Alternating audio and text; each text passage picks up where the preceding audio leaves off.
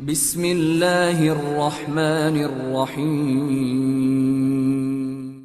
In kullu nafsin lama, bisa juga dibaca lamma. Ada dua qiraah di sini. In kullu nafsin lamma atau lama 'alaiha hafiz. Falyanzuril insanu mimma khuliq. Khuliqa mimma dafiq. Yakhruju min baini sulbi wat tara'ib. In kullu nafsin lama 'alaiha hafiz. Setiap orang pasti ada penjaganya. Falyanzuril insanu mimma khuliq. Maka hendaklah manusia memperhatikan dari apa dia diciptakan. Khuliqa mimma dafiq. Dia diciptakan dari air mani yang terpancar. Yakhruju min baini sulbi wat tara'ib. Yang keluar di antara tulang punggung atau sulbi dan juga tulang dada. Baik.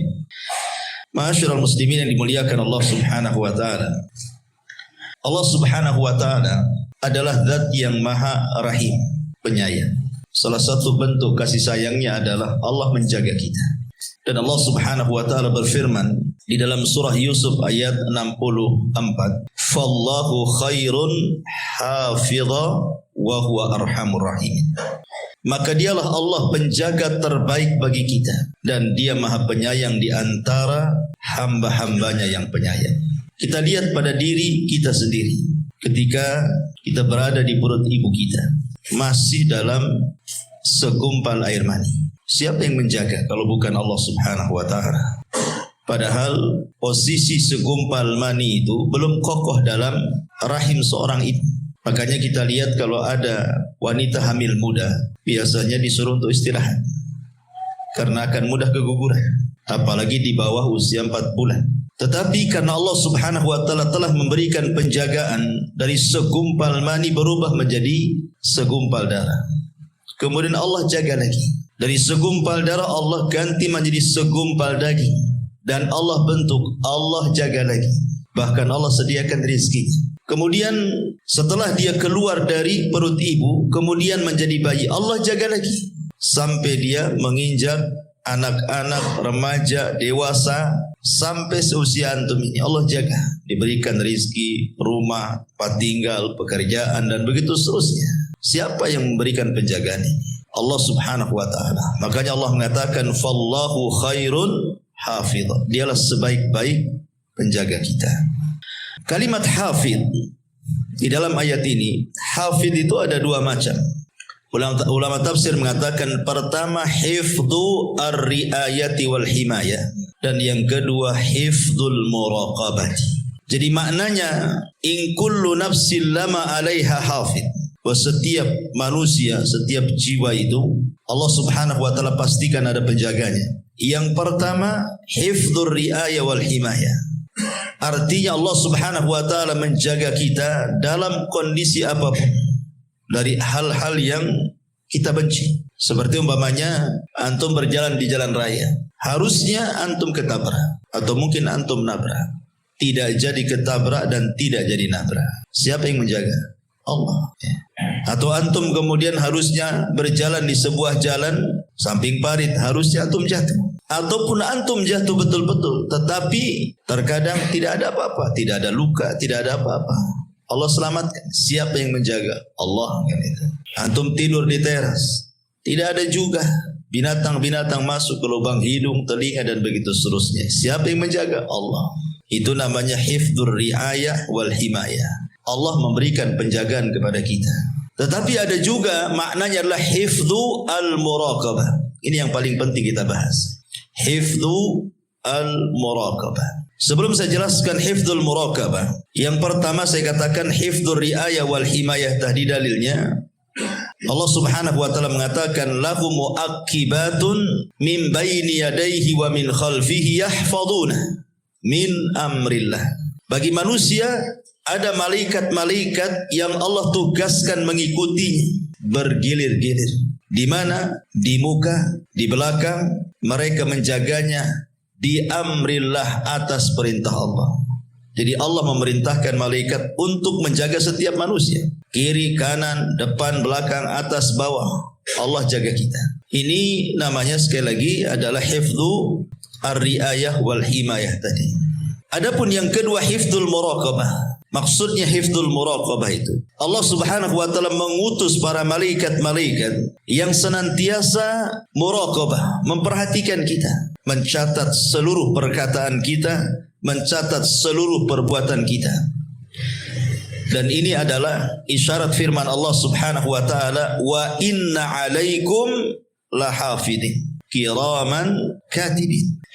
Allah Subhanahu wa taala mengatakan di dalam surah Al-Infitar, wa inna 'alaikum lahafidin. Padahal sesungguhnya bagi kamu ada malaikat-malaikat yang senantiasa mengawasimu, kiraman katibin, yang mulia di sisi Allah dan yang senantiasa mencatat amal perbuatan. Imam Ahmad bin Hanbal rahimahullahu taala ikhwan, saat dia sakit parah, dia merasakan kesakitan sehingga mengeluarkan suara menunjukkan rasa sakit dia. Kayak kita mungkin bahasa kita itu aduh gitu ya. Saking sakitnya merasakan sakit sehingga mengeluarkan al-anin dalam bahasa Arab. Dalam bahasa kitanya aduh gitu ya, saking sakitnya. Tapi dia tidak mengeluarkan kata-kata. Maksudnya kata-kata yang kita kenal, aduh sakit kali, enggak gitu. Cuman kalimat aduh saja.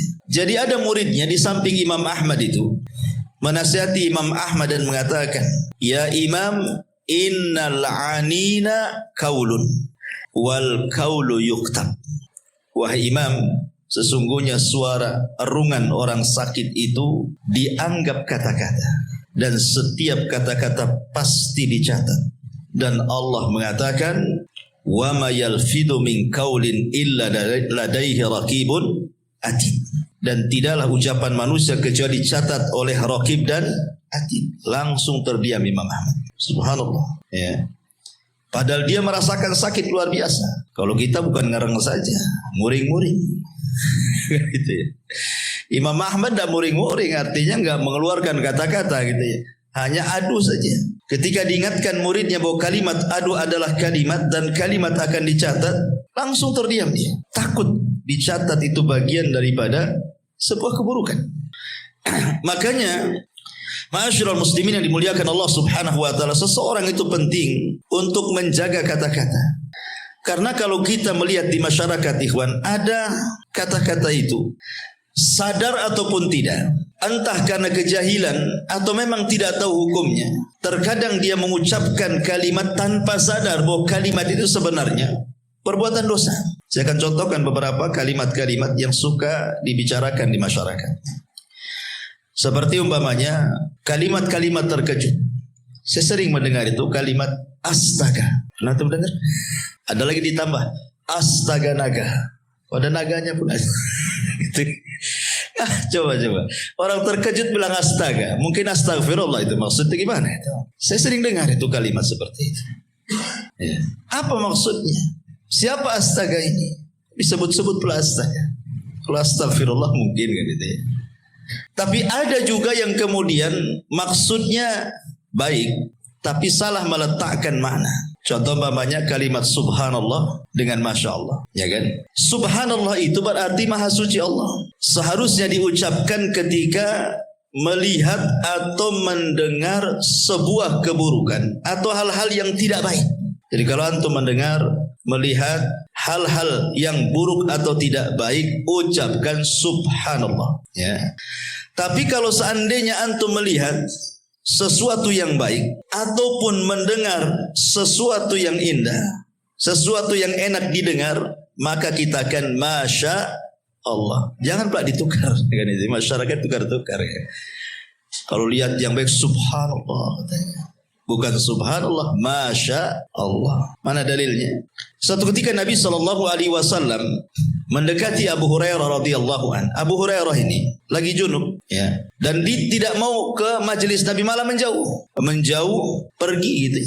Jadi oleh Nabi SAW dipanggil, ada apa engkau wahai menjauh wahai Abu Hurairah? Kenapa engkau menjauh dariku? Kata Abu Hurairah. Kata Nabi SAW. Kata Abu Hurairah, saya sedang junub wahai Rasul. Saya sedang junub wahai Rasul. Apa kata Rasul? Subhanallah, innal mu'min la yanjus. Wahai Wahai Abu Hurairah, subhanallah, maha suci Allah, seorang mukmin itu tidak najis. Kan Rasul melihat sesuatu yang tidak suka, Anda boleh pergi kan? Rasul mengatakan subhanallah, ya kan? Artinya sesuatu yang kita tidak suka melihatnya atau mendengar sesuatu yang tidak suka, ucapkan subhanallah. Tetapi kalau kita melihat sesuatu yang indah, pemandangan yang indah, antum lihat rumah antum yang indah, masuk kebun antum kok indah sekali, melihat kendaraan antum yang indah, maka Allah Subhanahu wa taala mengatakan dalam surah Al-Kahfi 39, walaula iddakhalta jannataka qulta ma sya Allah la quwwata illa billah in tarani ana aqallu minka malan wa azzu nafara, malan wa walada wa azzu nafara. Dan mengapa ketika engkau memasuki kebunmu tidak mengucapkan Masya Allah, la quwata illa billah, sungguh atas kehendak Allah semua ini terwujud, ya. Tidak ada kekuatan kecuali atas pertolongan Allah, sekalipun engkau anggap harta dan keturunanmu lebih sedikit daripada diri, keturunanku lebih sedikit daripada diri. Ini kan juga salah letak juga kan itu. Tapi oke lah, mungkin karena tidak paham. Kadang orang tertukar-tukar nih antara subhanallah dengan Masya Allah. Tapi yang lebih parah tadi, ucapan astaga itu apa coba?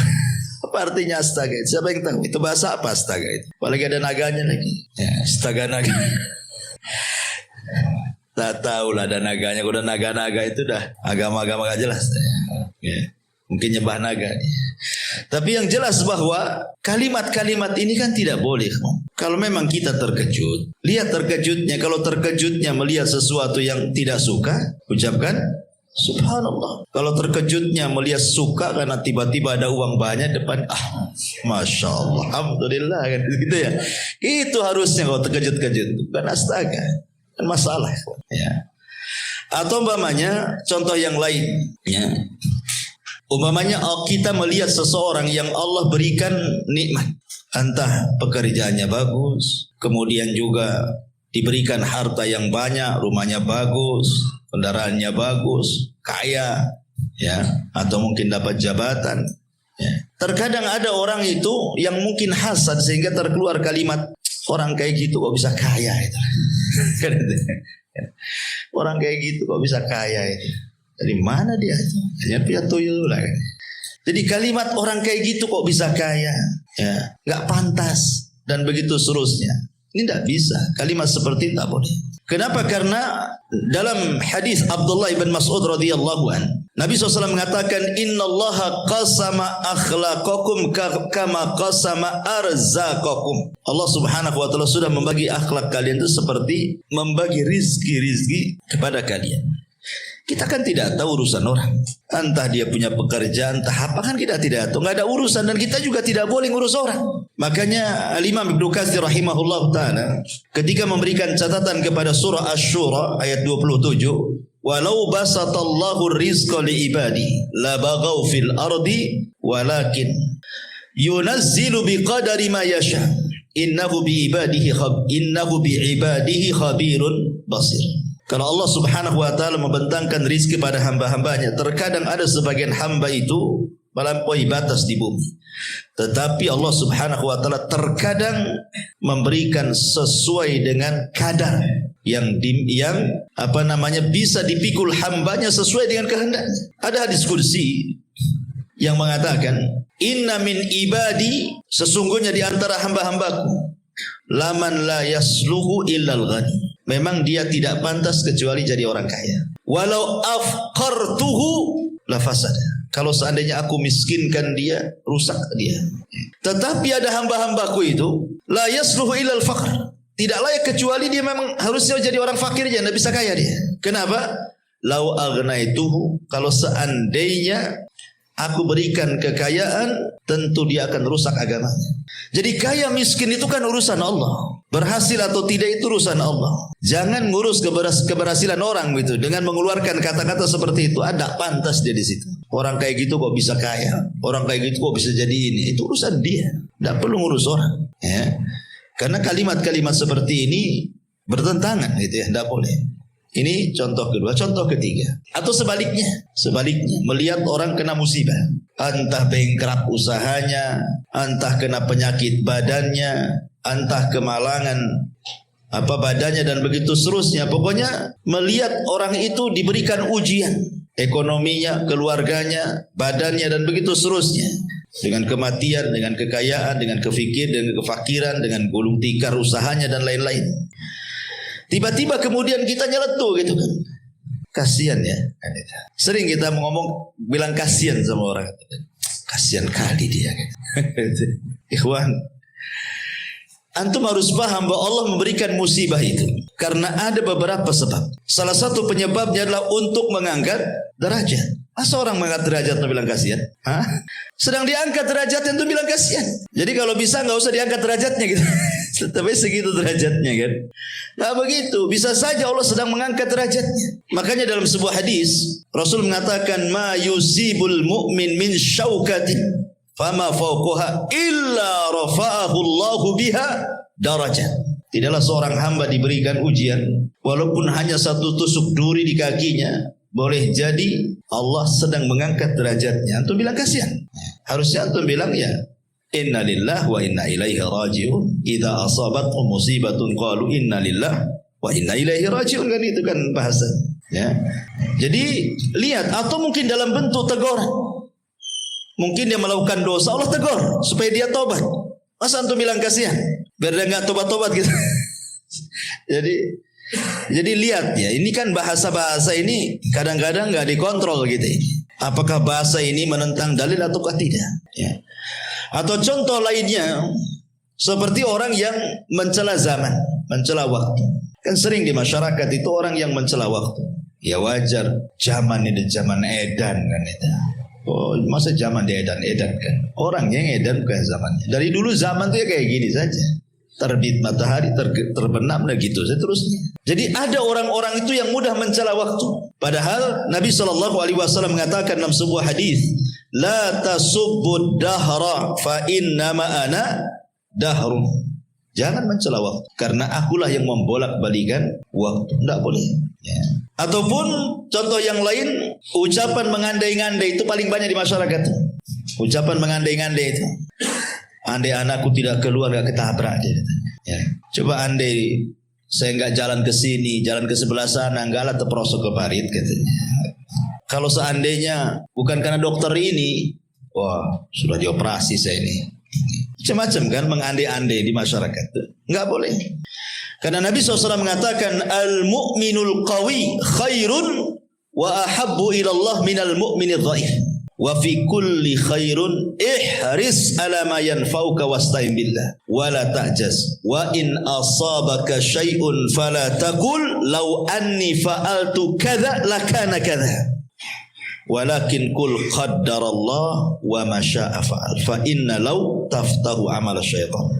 Kata Nabi SAW, mukmin yang kuat itu lebih saya cintai dibandingkan mukmin yang lemah. Dan pada tiap-tiap sesuatu itu ada kebaikannya. Maka ambillah dengan semangatmu apa yang bisa bermanfaat untuk dirimu, kemudian tambatkan pertolongan kepada Allah. Jangan lemah. Dan apabila musibah menimpamu, jangan mengatakan kalau seandainya aku tidak melakukan ini, tentu tidak terjadi itu.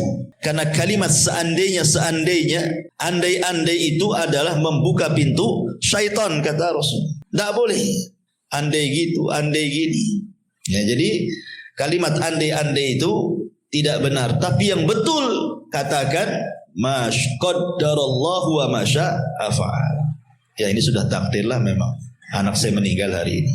Bukan karena hari ini keluar. Seandainya tidak keluar sekalipun. Kalau memang hari itu sudah takdirnya, pasti dia mati di rumahnya. Memang sudah jadwalnya dia. Sudah antrian dia kan itu. Kan keluar itu sebab saja.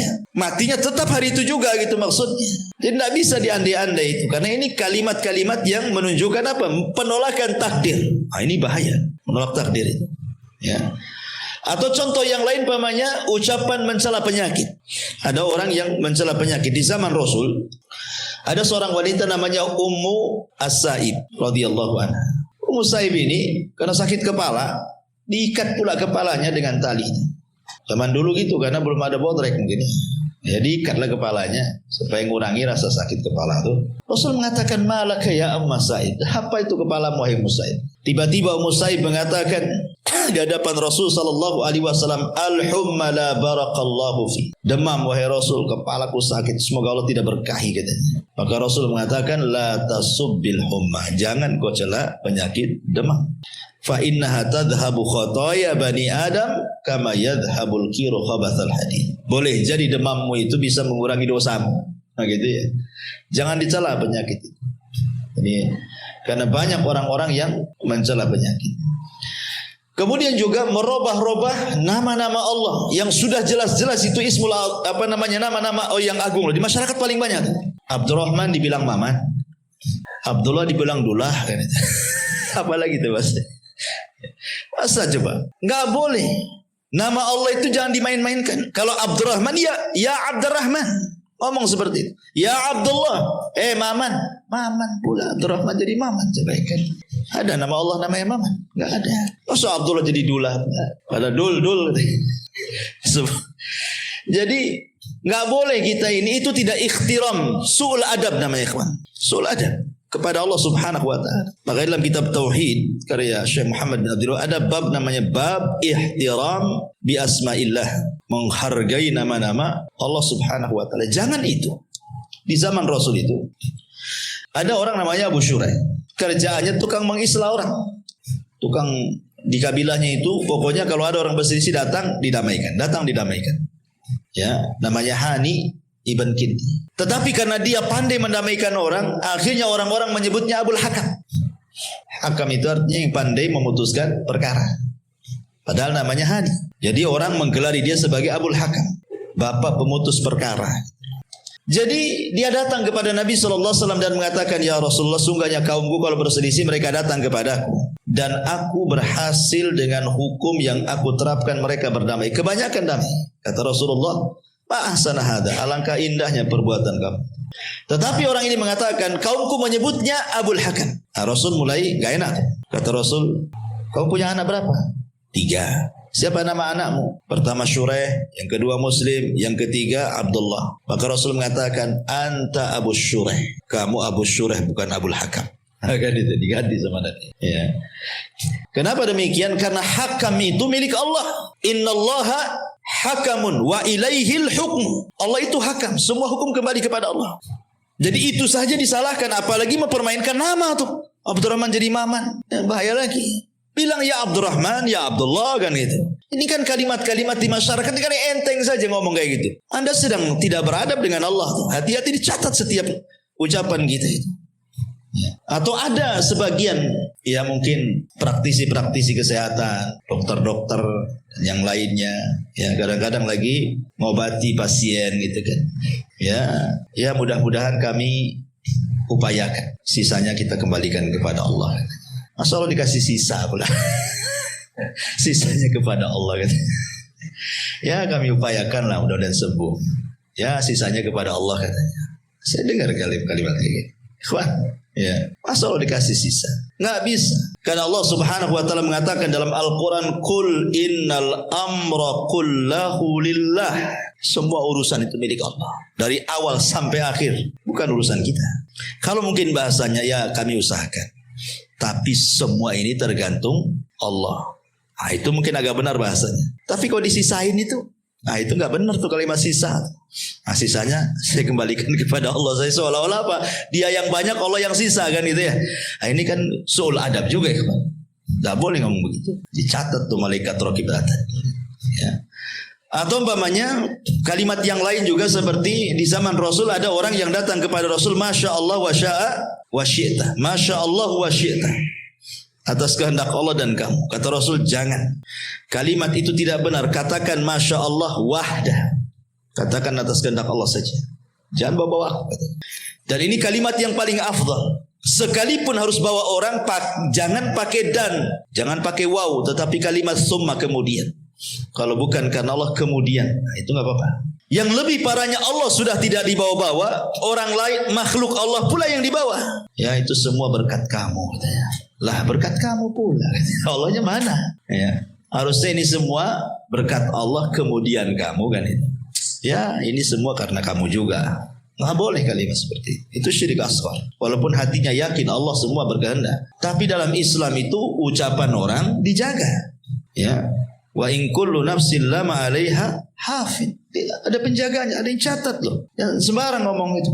Makanya ada hadis Nabi SAW mengatakan wa innal 'abda la yatakallamu bil kalimati la yulkilaha balan min sakhatillah yahwi sahibuha fi nari jahannam ab'ad ma bainal masyriqi wal maghrib. Ada seorang hamba itu ikhwan, kata Nabi, mengucapkan satu kalimat tanpa sadar diucapkan, tanpa sadar. Seperti orang yang latah itu kan tanpa sadar tuh. Kaget jangkrik katanya. Orang kaget ngomong jangkrik atau ngomong apa. Kadang-kadang yang kotor ada juga tuh. Saya pernah mendengar tuh orang kaget yang diucapkan itu naudzubillah kemaluan orang. Diucapkan pula itu lagi. Setiap dia kaget itu pula yang diucapkan. Lihat kata Nabi, terkadang ada seorang hamba mengucapkan satu kalimat tanpa sadar. Nah, itulah orang kaget itu nggak sadar tuh. Toto ngomong saja kan. Rupanya kalimat itu membuat Allah murka. Apa yang terjadi? Cukup dengan satu kalimat itu Allah masukkan ke dalam jahanam yang jauhnya lebih jauh dibandingkan jarak barat dan timur. Ya, ngeri kan? Makanya hati-hati dalam mengucapkan kalimat ini.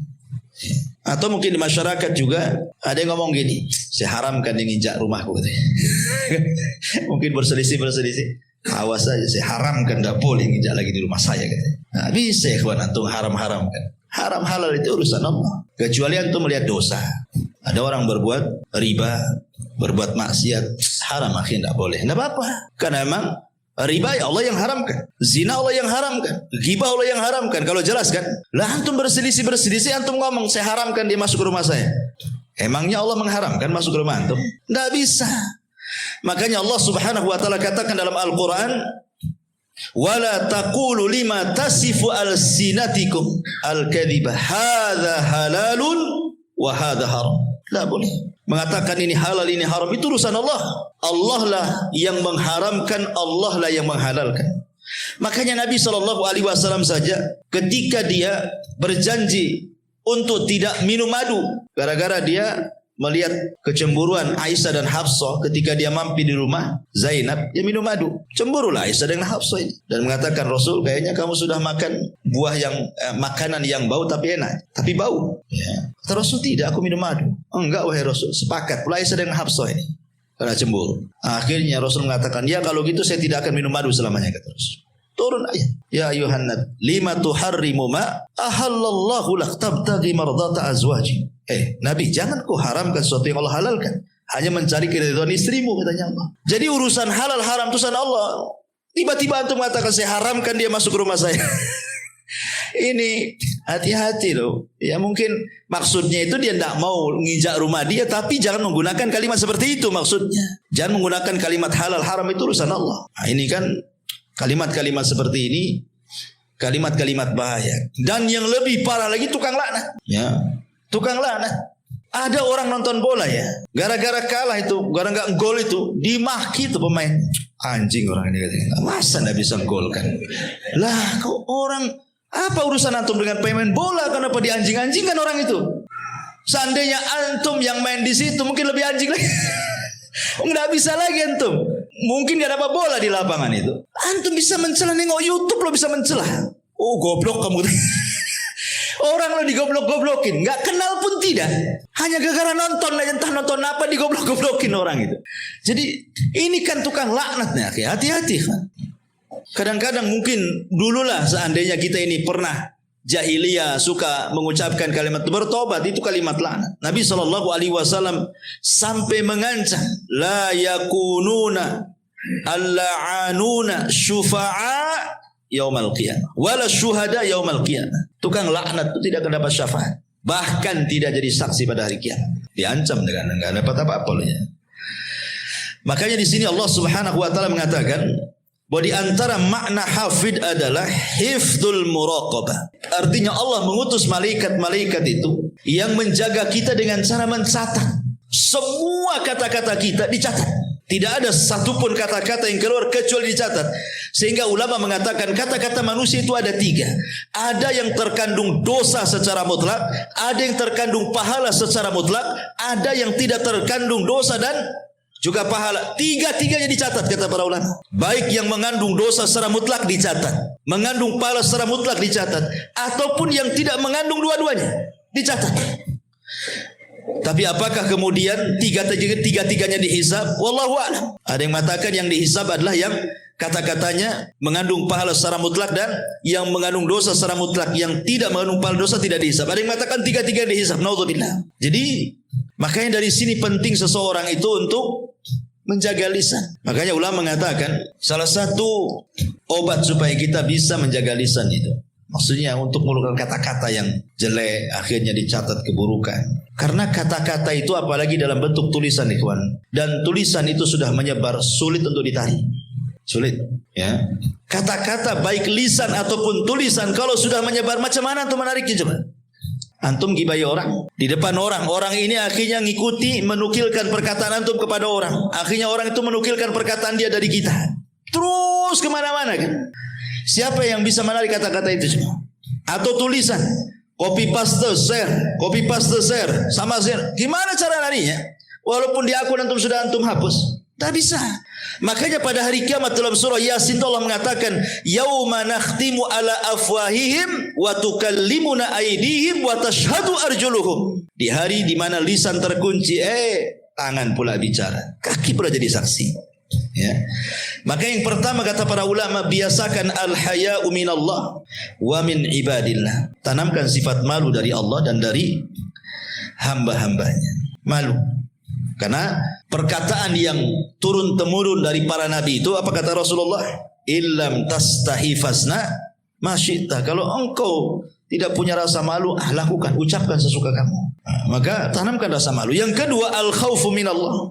Tanamkan rasa takut bahwa semua akan dibalas, semua ada catatannya, semua ada hisabnya, semua ada balasannya. Semua. Seorang bertasbih, subhanallah, subhanallah, alhamdulillah, alhamdulillah, la ilaha illallah. Lihat tujuannya. Karena ini dicatat. Kalau tujuan antum beribadah, berzikir kepada Allah Subhanahu wa taala, dapat pahala. Tapi kalau umpamanya tujuannya hanya takabur, ijab, menjombongkan diri saja, semua pun akan dicatat. Walaupun sama-sama ucapannya loh, sama-sama tasbih, tahmid, takbir, itu kan ucapan bagus sebenarnya, itu kan zikir gitu ya. Tapi itu saja dilihat siapa pengucapnya coba. Abdullah bin Mas'ud radhiyallahu anhu suatu ketika diajak oleh Abu Musa al-Asy'ari masuk ke sebuah masjid. Di masjid itu banyak halaqah memutar. Kemudian bawa batu, tasbih sekian kali dihitung pakai batu 100 kali, takbir 100 kali, ini 100 kali, nanti dipindah lagi batunya ke sebelahnya, begitu terus. Kata Abdullah bin Mas'ud ini, kalian ini apa? Lihat loh Nabi, pakaiannya aja masih bagus, belum robek, bencananya nggak ada yang pecah. Kenapa kalian melakukan yang tidak diajarkan Nabi? Apakah kalian lebih berpetunjuk daripada agama Nabi? Ataukah sengaja kalian membuka pintu kesesatan? Syahidnya kata Abdullah bin Mas'ud, uddu sayyiatikum wa ana dhaminun alla yadhi'a min hasanatikum. Hitung kesalahan kalian dan saya jamin kebaikan kalian tidak akan hilang. Kenapa disuruh menghitung kesalahan? Tidak menghitung kebaikan. Kenapa kalimatnya hitung kebaikan kalian? Ya, kenapa hitung kesalahan kalian? Saya jamin kebaikan kalian tidak akan hilang. Hitung kesalahan kalian. Karena kesalahan itu biasanya mudah diingat. Dan kebaikan itu kadang-kadang kita tidak tahu karena pahala kebaikan itu kan dilipat gandakan. Kita susah menghitungnya. Tetapi dosa itu satu dosa satu maksiat satu dosa kan gitu. Kalau pahala ini kadang-kadang satu pahala satu amalan soleh berlipat ganda kan pahalanya. Seperti sabar. Tidak jelas berapa nominal pahala orang sabar itu. Macam cara ngitungnya? Tapi kalau perbuatan maksiat kan jelas tuh. Satu maksiat satu dosa kan itu ya. Dan begitu seterusnya. Kecuali syirik menggugurkan semua amalan dia kan. Tapi lihat bagaimana di sini. Mereka kan zahirnya bagus kan. Tasbih, tahlil, takbir, baca sekian kan. Sampai-sampai mereka juga mengatakan, ya Aba Abdurrahman, ma nuridu ilal khair. Wahai Aba Abdurrahman, kunyanya Abdullah bin Mas'ud, kami tidak menghendaki kecuali kebaikan loh di sini. Apa kata Abdullah bin Mas'ud? Kam min muridil khairi lan yusibah. Berapa banyak orang-orang yang menghendaki kebaikan gak dapat pahala katanya. Tidak semua sesuatu yang dianggap baik itu benar. Ya, jadi harus baik dan benar. Baik, ikhlas, benar, mencontoh Nabi, itu maksudnya begitu. Ya. Jadi tasbih itu tidak usah dihitung-hitung. Tasbih aja lah kan itu ya. Kecuali memang ada syariatnya, seperti setelah sholat kan ada hitungannya tuh. Sekian kali tasbih 33, takbir 33, tahmid 33, genapkan dengan la ilaha illallah wahdahu la syarikalah kan. Atau umpamanya siapa yang membaca subhanallah bihamdi 100 kali dalam sehari semalam, maka akan dihapuskan dosanya walaupun seperti buih di lautan. Adalah perkara-perkara yang memang di sana disunahkan untuk dihitung kan gitu. Tapi kalau zikir mutlak, sudah antum zikir aja lah, tidak usah dihitung-hitung. Sebab kalau menghitung-hitung ibadah itu biasanya cenderung i'jab li nafsi, cenderung ingin membanggakan dirinya. Saya sudah sholat sekian kali, saya sudah puasa sekian kali, sudah haji, sudah sedekah sekian. Kalau orang menghitung itu cenderung seperti itu. Tapi kalau orang tidak menghitung, ya sudahlah, tidak tahu berapa lah saya tasbih itu berapa kali, nggak tahu saya. Mau bangga dengan apa kan itu? Karena Allah itu hanya melihat hati bukan bilangan. Allah itu hanya melihat hati bukan bilangan. Ya.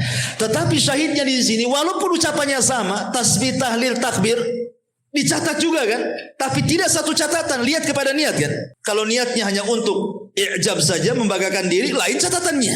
Kalau memang untuk ibadah betul-betul ikhlas mencontoh Nabi, lain pula catatannya. Kenapa?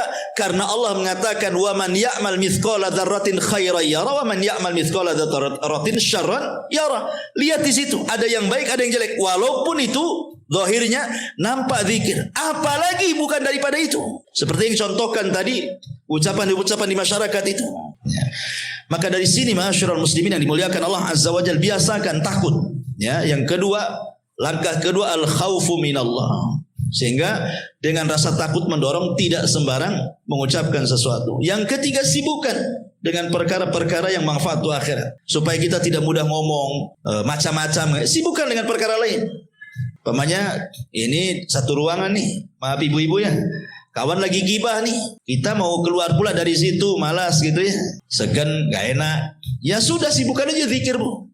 Biar orang itu gibah, ibu zikir lah. Kemudian yang keempat, isti'mal uslub al-kinayati badal tasrih bi alfadil badi'ati allati takhullu bil haya. Atau kalau seandainya kita bisa membuat bahasa-bahasa kinayah, bahasa-bahasa yang lebih halus lagi gitu loh bahasa. Kita itu ingin marah, bisa saja kita mengatakan umpamanya dengan kalimat-kalimat yang kasar, tetapi kan dalam uslub bahasa kita di daerah-daerah masing-masing itu kan ada bahasa-bahasa yang kasar sekali, ada yang di bawahnya kasar, ada yang sedang, ada yang halus, ada yang halus sekali, dan begitu kan. Setiap daerah kan ada, mestilah semua ada. Saya orang Sunda saja ada, ya. Satu kalimat itu ada yang kalau diucapkan kasar, ya. Ada halus, padahal itu juga yang diucapkannya kan. Jadi kita bisa milih kata gitu maksudnya, ya. Bukan saklek gitu ya. Kemudian juga kata para ulama, mujalasatul akhyar wa musahabatus salihin. Berkawan dengan orang-orang baik yang omongannya baik, insya Allah akan sama dengan omongan dia itu. Sebab kalau berkawan dengan orang yang omongannya jelek, ibu nih berkawan dengan orang-orang gibah, pasti ikut gibah. Ibu berkawan dengan orang-orang yang tidak suka gibah, lama-lama gak suka gibah juga. Nah, tergantung kawannya. Dan yang keempat, mungkin belajar diam lah kan itu. Daripada ngomong berdosa, bagus diam. Kata Nabi SAW, falyakul khairan aw liyasmut. Kembali di sini Allah mengatakan, in kullu nafsin lama 'alaiha hafid. Jadi hafid yang pertama maksudnya hifdzur riayah wal himayah. Allah menjaga secara umum sesuatu yang manusia tidak suka. Ya, celaka kan tidak suka. Ini itu umpamanya antum sakit, minum obat sembuh. Siapa yang menyembuhkan?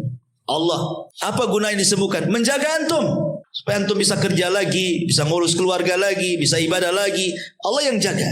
Ya. Atau hifdzul muraqabah.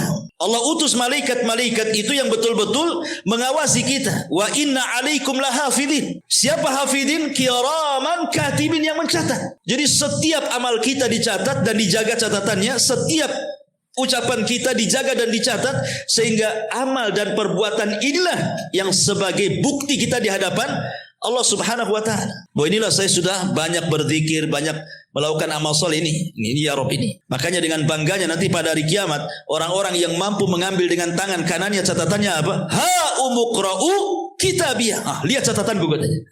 Bangga dia. Tapi orang-orang yang mengambil tangan kirinya nggak mau dipegang, maunya dilempar aja tuh. Karena dia tahu isi catatannya apa. Ya. Jadi hifdzu al-muraqabah. Dan ingat, Allah Subhanahu wa ta'ala akan lebih menjaga lagi kepada orang-orang yang beriman. Ibrahim alaihi salatu wassalam, ketika dia lempar ke dalam api, tidak ada apa-apa, tidak terbakar, tidak ada apa-apa kan. Kenapa? Karena dia menyandarkan penjagaan kepada Allah. Hasbunallah wa ni'mal wakil. Ketika Ibrahim mengucapkan kalimat ini, datang perintah dari langit, qul ya naru kuni bardan wa salaman ala Ibrahim. Ibrahim pun tidak terbakar. Fallahu khairun hafidha wa huwa arhamur rahimin. Allah sebaik-baik penjaga, ya. Artinya bahwa semakin kita lebih dekat kepada Allah, lebih beriman kepada Allah, berarti penjagaan Allah semakin semakin kuat kepada kita. Ini diantara tafsiran dari in kullu nafsin lama alaiha hafiz.